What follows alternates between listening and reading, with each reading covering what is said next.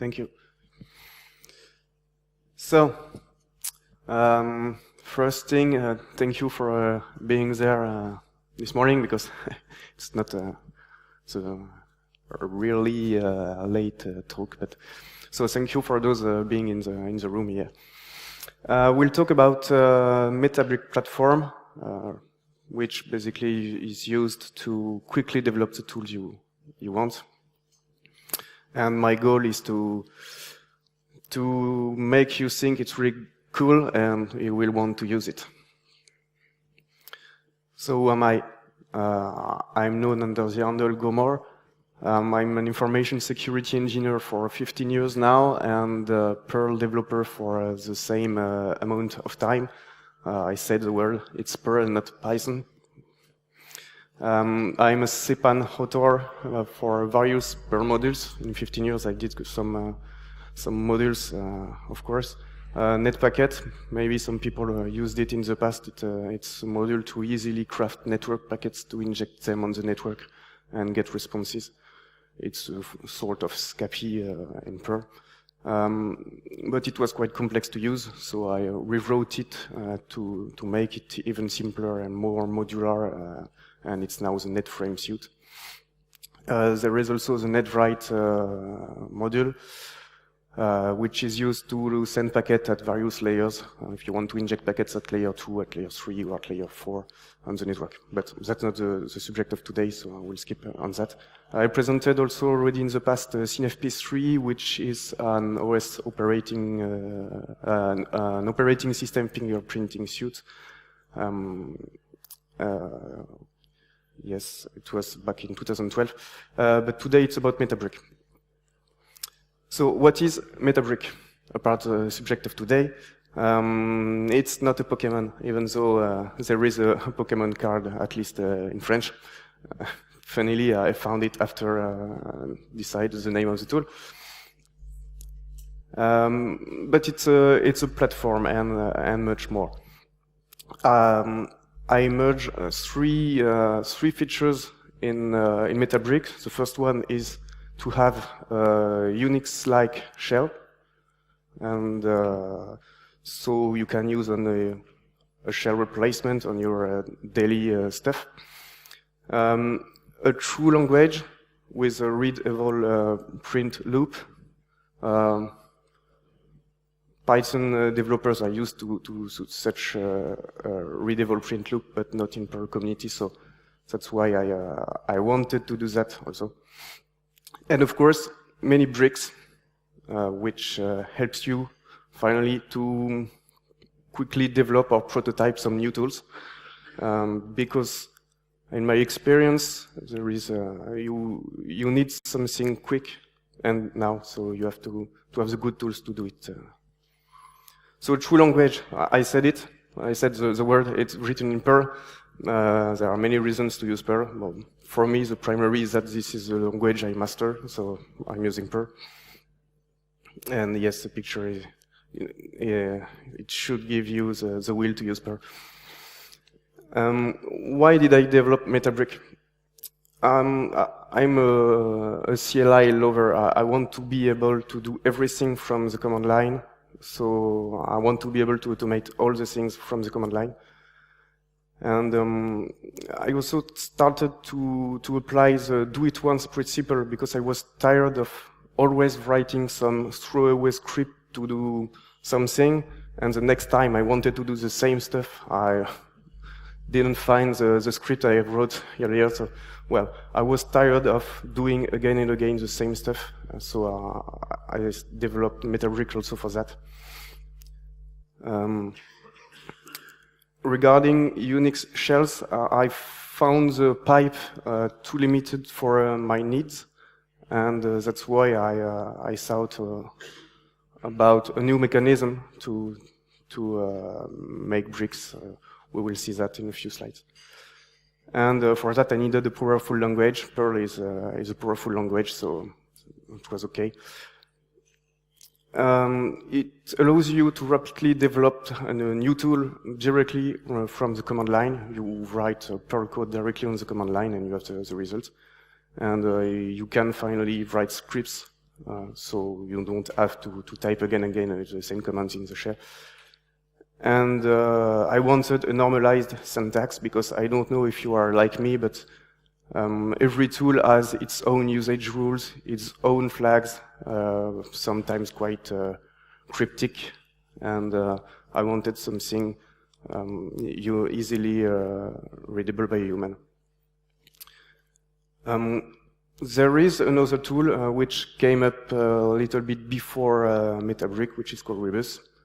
It has been presented at a French security conference in the past, and the goal was exactly the same, normalize tool usage. But for Reusable, the goal was to automate interaction between tools. And in Metabrik, I didn't want to automate the interaction between tools because I want to let the human decide on what he wants to do. And Reusable is not a shell. And again, its usage is not so easy, so we are with some cryptic arguments to pass, and you have to really understand how it works to use it. But basically, both are wrappers around existing tools. And Metabrik is not only wrapper about existing tools, there is some own development within Metabrik. And each time I write a brick, I try to use the best CPAN modules, because for those familiar with CPAN, you may have multiple modules doing the same thing, so you have to test which one is the best. And so I did it each time I write a brick, so I don't have to check again which is the best CPAN module. Time for the first demo. I will show you how to use the shell with the 3 kinds of command lines. You can, like any Unix shell, you can call any external binary program. You can call specific bricks commands. This is where you have some specific Metabrik stuff. And of course, it's a Perl interpreter, so you can directly type some Perl code. And using the bricks is as easy as knowing 5 commands: use, set, get, run, and help. Use to load the brick, set to set some property on the brick, get to have information on values for properties, and run to execute a command, and help, of course, to have some help. So, first demo.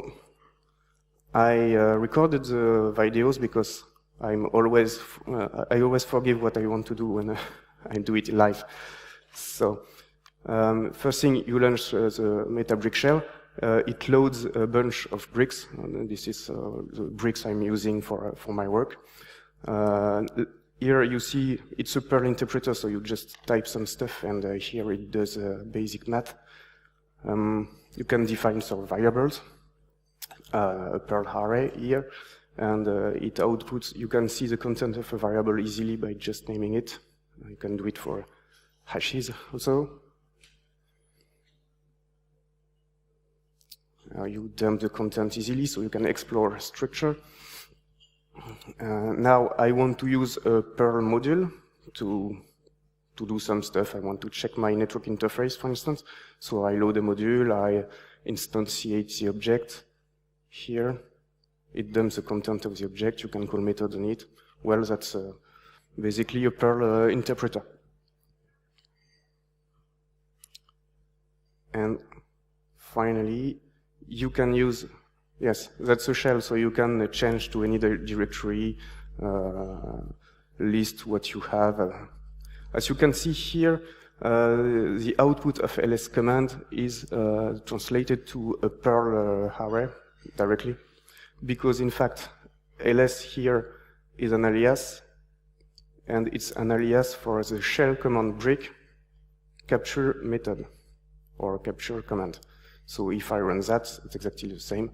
Well, that's an alias. And the output of a run command is automatically saved in the $run variable at the end of the screen. And so it's a Perl array, so you can just call, if you want to gather the last file of the array, you just call it. If you want to count how many files you have, well, it's just a matter of a Perl command. Yes. So if you want to see what you can do with shell command, this is the brick to call external commands. So every external command goes through this brick under the hood. And yes, now I want to use automatically use sudo for my next commands. So I set the attribute use sudo to true. Here you can see when you call the set command, the $set variable is automatically set to the value. It can be handy sometimes. Get, it's the same. It's automatically set to the value of the attribute. So now I call ls again, and it automatically calls sudo. And the output is saved in your user session. So you don't have root privileges anymore here. And you can play with the output of the command, so that's really handy. Okay. That was for the shell. Features, most notable ones, you have the built-ins, CD, alias. You can customize the shell with a .metabrik RC file. You have history handling. It's like a Unix shell. You have meta-exploit-like syntax, you have seen it. And completion for commands, for files, for variables, for brick names. You have completion everywhere, so you have to type the minimum of characters to use it.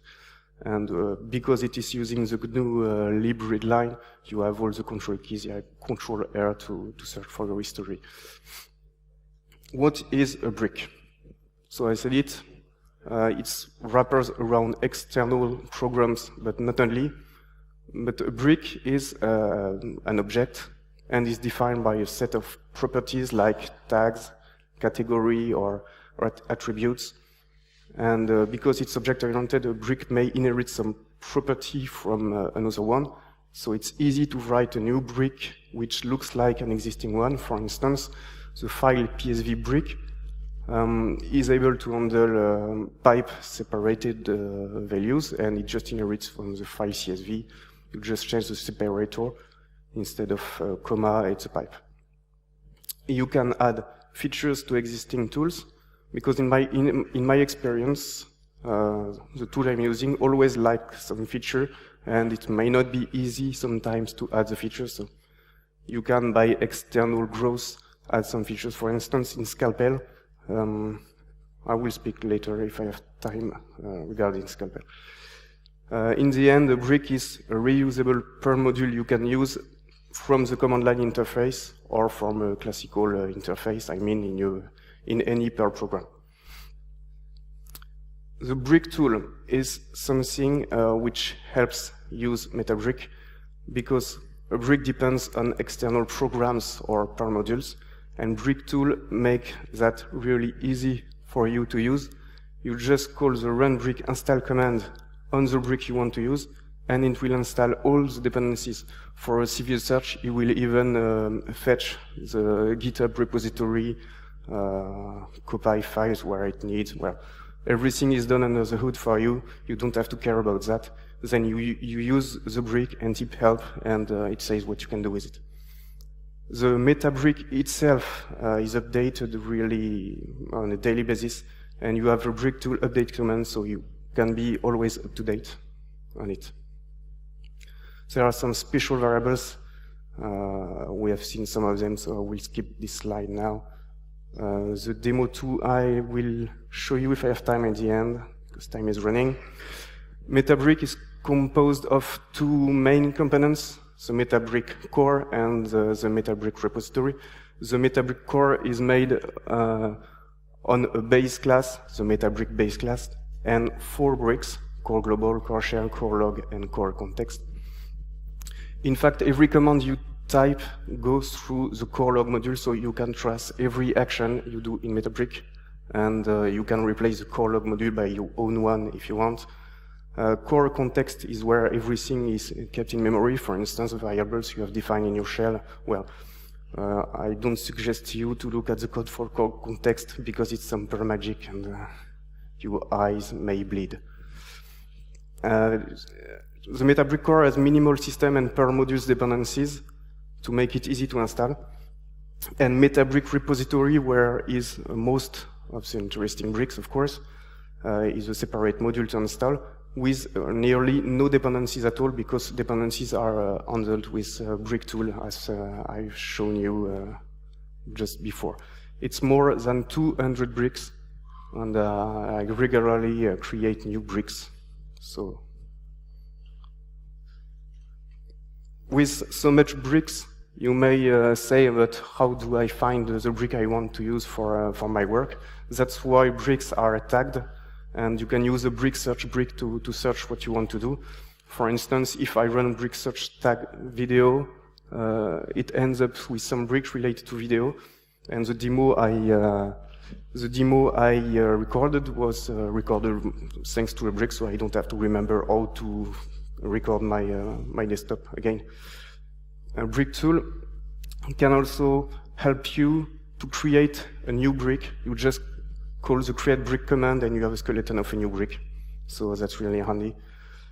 And the create tool to create a skeleton of a new per script. If I don't have screen anymore. Okay, at least one. Here you can see at the top, from the shell, you use a brick and you call a command. Here, it just do JOIP location for an IP address.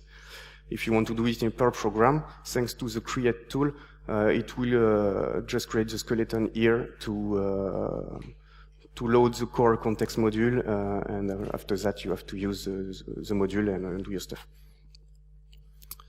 So, demo 3. Here, I want to be able to analyze the malware, but I'm not a reverse engineer. And I just want to take a screenshot of a virtual machine before the execution of the malware and after, and perform a diff on what happened. So for that, I have to use multiple bricks. One is a system VirtualBox, so I can automate interaction with VirtualBox. And some others are remote WinExe and WMI to execute commands remotely on Windows machine or to fetch some attributes. And in the end, I want also to use volatility to perform diff on our memory. So,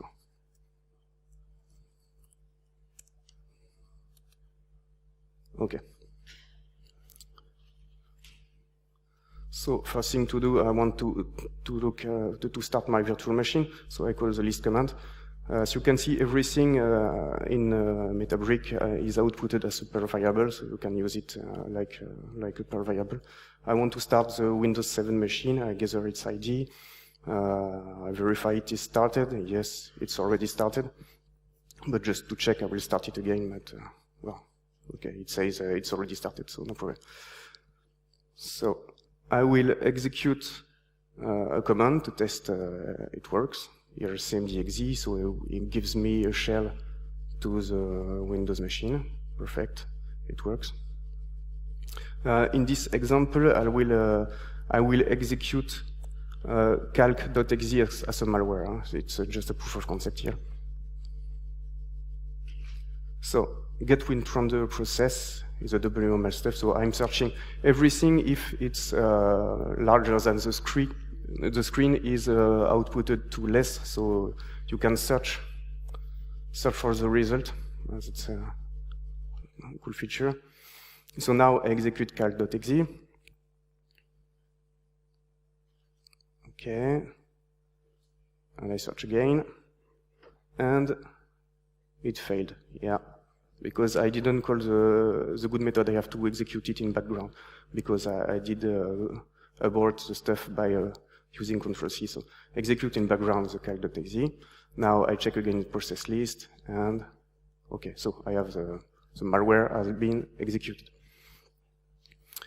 But I want to do the same with volatility. So in VirtualBox, you can dump the content of the memory.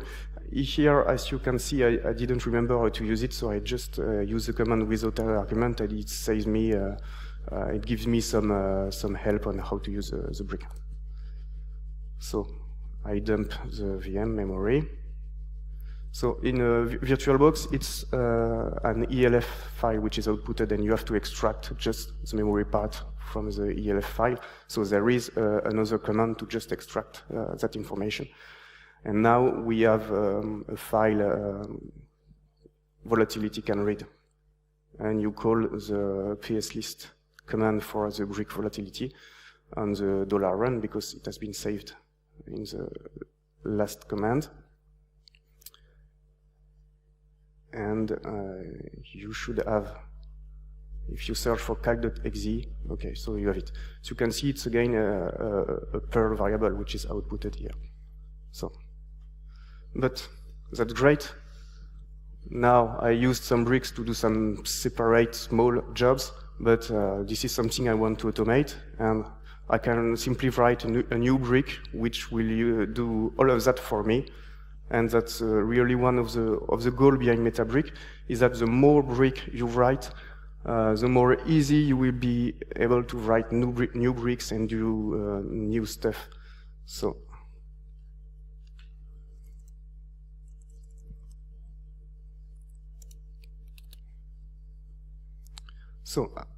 I called the new brick remote diff. In fact, we made aware yesterday that there is a tool called volatility diff, which just do the same kind of stuff, but I was not aware of it. So how to use it? You call help on the brick. So you can see you have a bunch of commands available here. You can restart a VM remotely, take a snapshot, upload a file, perform a netstat diff or a process diff before and after execution of a program. You have a set of properties to define your username and password to connect to the remote host. Everything has been set, so you will not see in the demo how you just call set on the attribute and set the value. It's not complicated. So first thing, I want the VM to be in a good state, so I restart the VM first. I ping it, I'm waiting. In fact, you will not see the VM because it is started in headless mode, because really I want to do everything on the command line. I don't want to see Windows at all. So now I go to my tools directory. Okay, the VM pings, that's great. Okay, so I will first upload netcat. Here the malware is just netcat. I will upload netcat to the target. Okay, great. It's calling SMB client under the hood. Now netcat is uploaded. I take a snapshot of the VM before execution of the malware. So it's dumping the VM core, extracting the mem dump. Okay. So I save the file name for later use, because you want a diff, so you will have to use that again. Now I execute the malware. This command is not simple enough. I have to simplify it. But by default, the file is uploaded to the C Windows 10 directory, so I call it here. I will just do a connection to my website. Okay. This time it's calling the execute in background command, so there is no problem. I take the snapshot after executing the malware. So again, dumping the VM core, extracting the memory dump. And in the end, we have the state before and after execution of the malware. So now I want to know what has changed regarding processes between these two rounds. So I perform process diff against before and after. So it's calling the volatility pslist command again. So what can I see? I have a few new processes. I have my netcat.exe, cmd.exe. That's okay. There is also AVG, so I should have turned off my antivirus because it is bugging me on the result. But well. And netcat is probably calling conhost. I'm not very familiar with conhost.exe. So I save the output for later use. And now I want to do a netstat diff to see if there has been some network connection made from this malware. So that's exactly the same stuff. Perform netstat diff.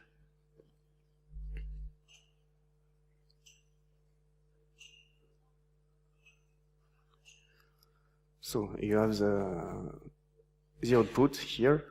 you have 3 connections. One of them is again the AVG, the second one is also AVG. So it is bugging me.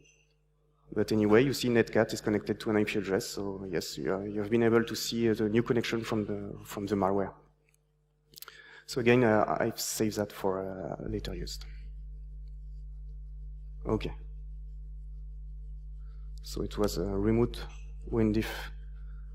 So that's great. I wrote a new tool with existing bricks, but I'm a user, and there is some feature which is lacking. So I want to do some more stuff. For instance, I want to save the output as a CSV file. That's great. There is a brick which exists exactly for that. So we would just call run file CSV write $process diff out.csv, and you have saved the output in a CSV file.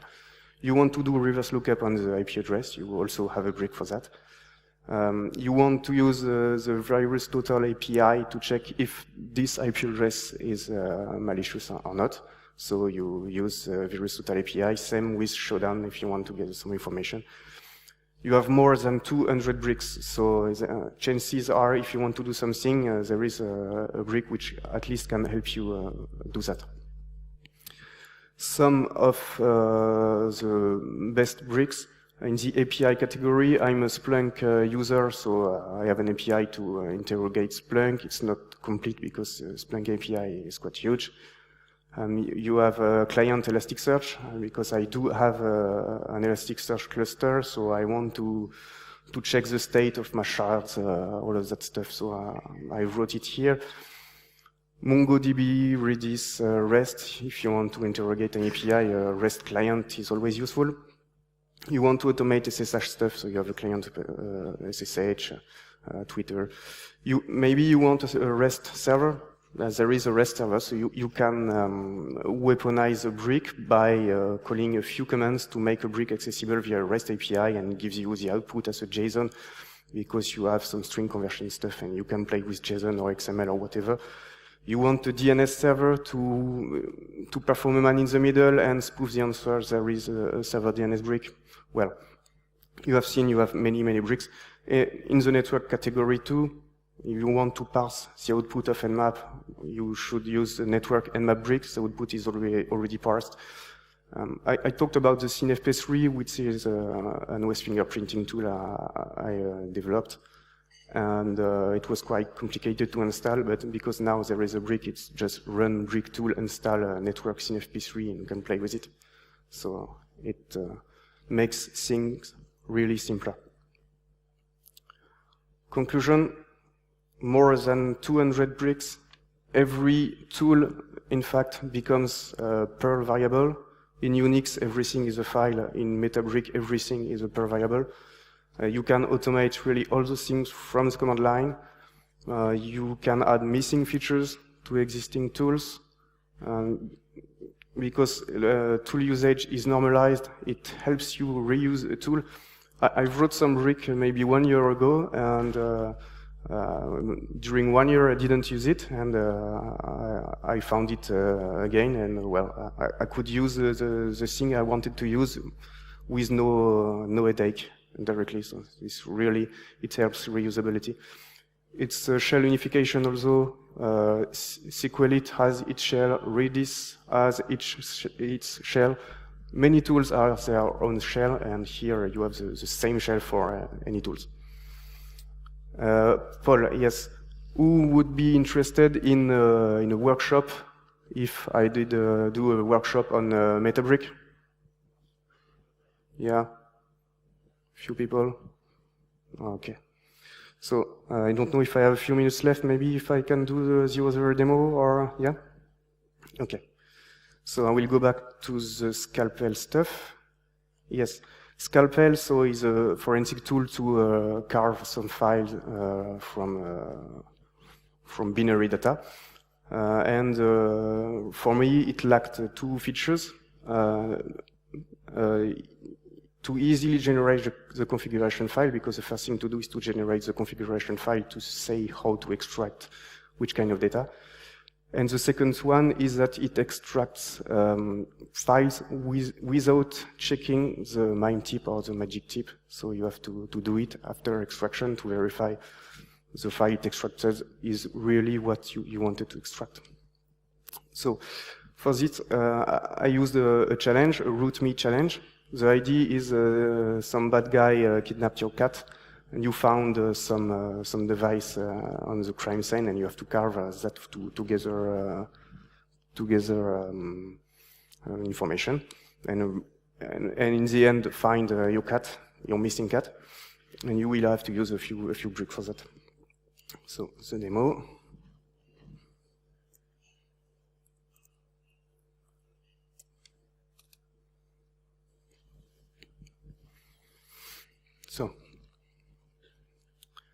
So the challenge in French is named Trouver le chat, find the cat. You have two files.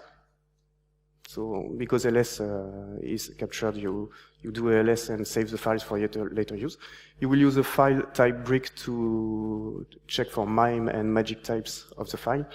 You see a href with, so this is a gzip file. Okay, MIME type again. So okay. I have to uncompress this file, of course, because it looks like really a compressed file. So you call the uncompress command.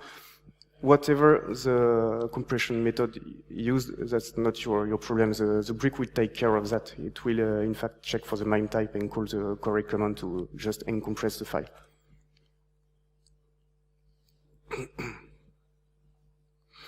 Okay, the file is uncompressed.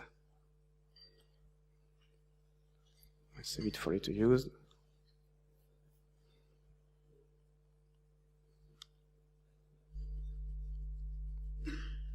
Okay.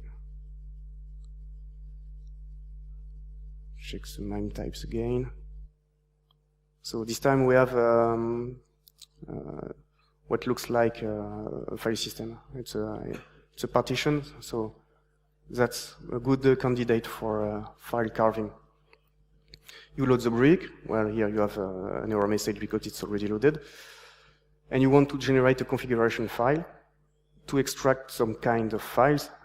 Because I know the result of the challenge, I will just generate a configuration file to extract open Office document.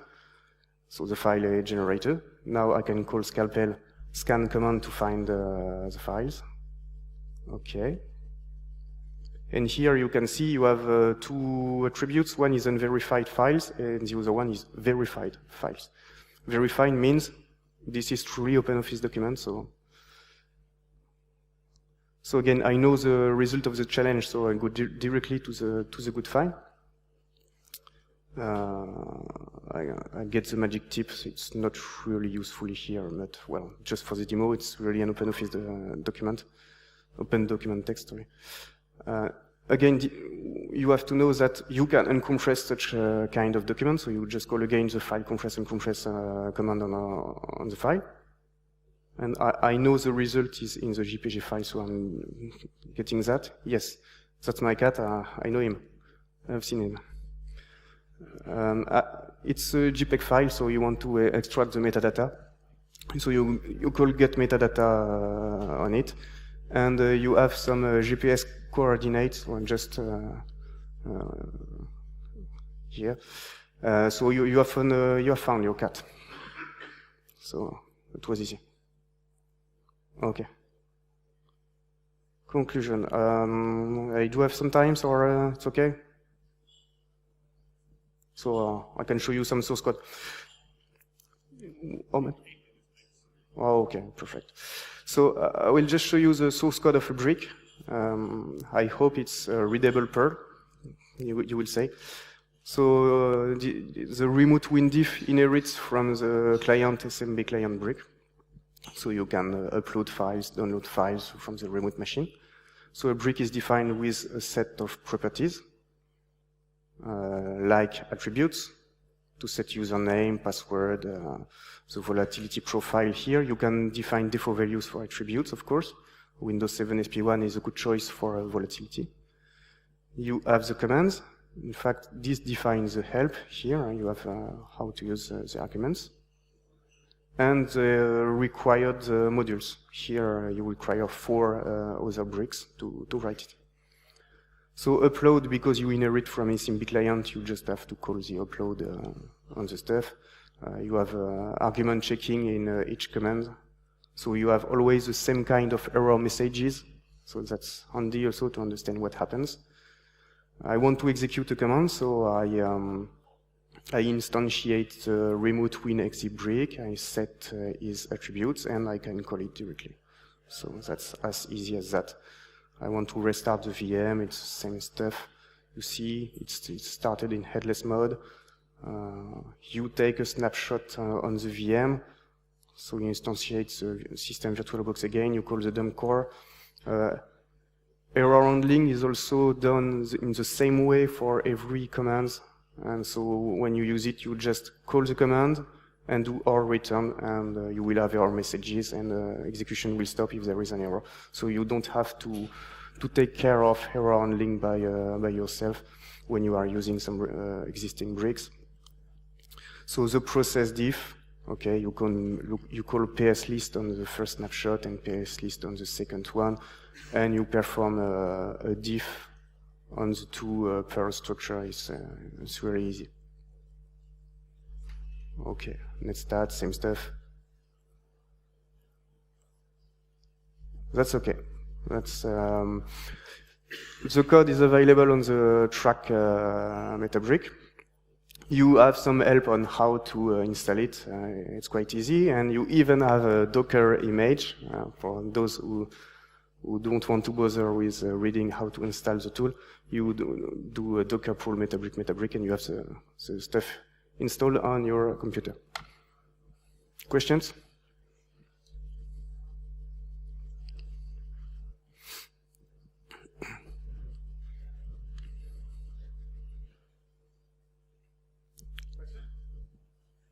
I have been crystal clear.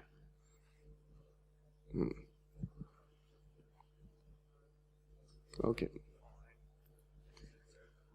Thank you. Thank you.